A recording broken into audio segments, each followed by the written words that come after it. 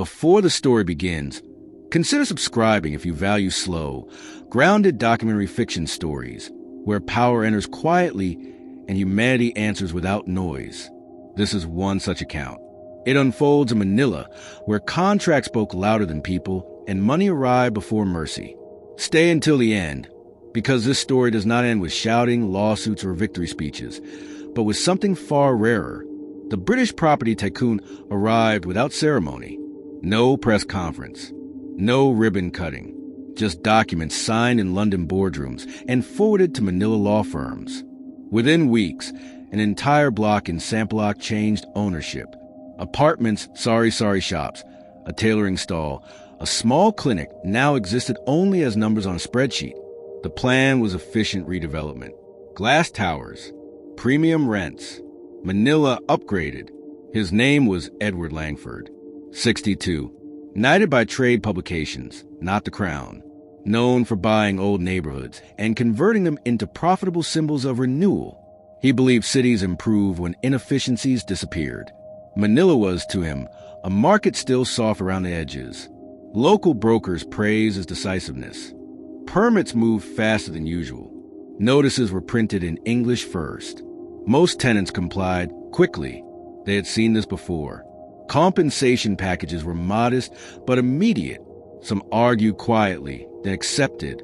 Others packed overnight. Generations folded into cardboard boxes.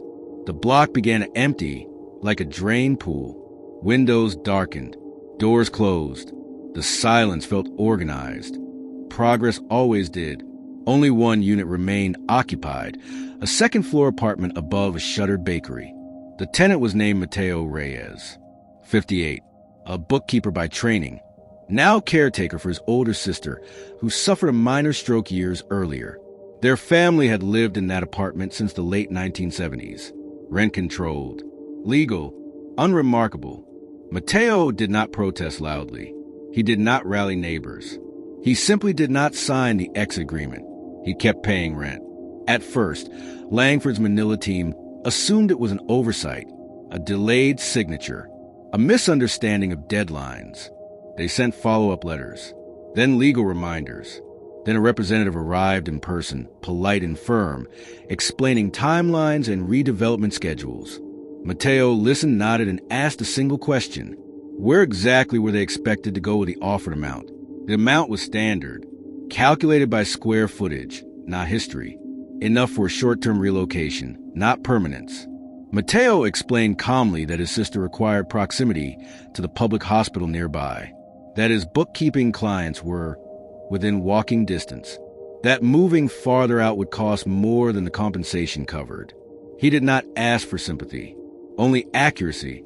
Edward Langford flew to Manila when delays threatened investor confidence.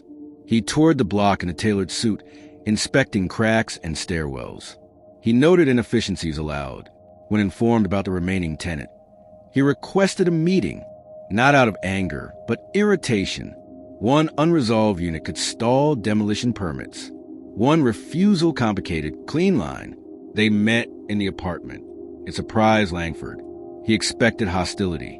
Instead, he found neatly stacked ledgers, framed family photos, and a kettle already boiling. Mateo offered tea. Langford declined politely. He spoke about vision, urban renewal, economic uplift. Mateo listened the same way he had listened to accountants his entire career, waiting for numbers to reconcile. Mateo showed Langford the ledger he kept for household expenses, rent receipts dating back decades, medical costs, transportation. He explained that he had calculated the relocation package against actual expenses. It did not balance. Langford responded with market logic. That sentiment could not stall progress. That Manila needed investment. Mateo replied softly that progress should account for who pays. The meeting ended without resolution. Langford instructed his team to proceed legally. Notices escalated. Utilities inspections increased. Construction fencing crept closer. Dust filled the air. The remaining apartment became an island. Neighbors passing by began to notice. Not protests, just glances. The story traveled quietly, the way Manila stories often do. From jeepney to waiting room, Local officials hesitated. Everything was technically legal. Langford's permits were impeccable. Mateo's tenancy was also lawful. The conflict sat in a gray space no one wanted to claim. Media interest flickered, but died quickly without spectacle. Mateo continued his routines. Morning walks to the hospital. Afternoon bookkeeping. Evening meals with his sister by the window. Langford grew frustrated, not angry. He had faced resistance before. Usually, it collapsed under pressure or payment. This felt different. Mateo never demanded more money, never threatened court. He simply remained. Each day of delay cost Langford financially. More importantly, it unsettled him. He could not calculate the cost of quiet refusal. A revised offer arrived, slightly higher. Extended deadlines. Relocation assistance. Mateo reviewed it carefully. He returned it and signed, with a handwritten note outlining remaining gaps. Not emotional, just factual. The note ended with a line. This is not refusal. This is arithmetic. Langford read it twice. Construction investors began asking questions. Why one tenant could halt an entire block? Langford explained legal complexities. He avoided mentioning dignity. Meanwhile, Mateo's sister worsened slightly. Hospital visits increased. Nurses learned his name. He never mentioned the standoff. To him, it was not a fight. It was continuity. A younger associate suggested cutting utilities. Langford rejected it immediately. He had standards. He wanted clean solutions. Another suggested media pressure. He dismissed that too. The more Langford observed Mateo, the more he sensed that force would fail. This was not defiance fueled by pride. It was endurance fueled by obligation. They met again, this time without lawyers. Langford asked why Mateo stayed when leaving would be easier. Mateo answered honestly, because his parents died there, because his sister's world had already shrunk enough, because some places carry weight beyond rent. Langford listened uncomfortable. He had built an empire on ignoring such weights. Langford returned to his hotel overlooking the bay. He reviewed project timelines late into the night. 1 unit, 1 man, 1 ledger. He realized the block could be redesigned.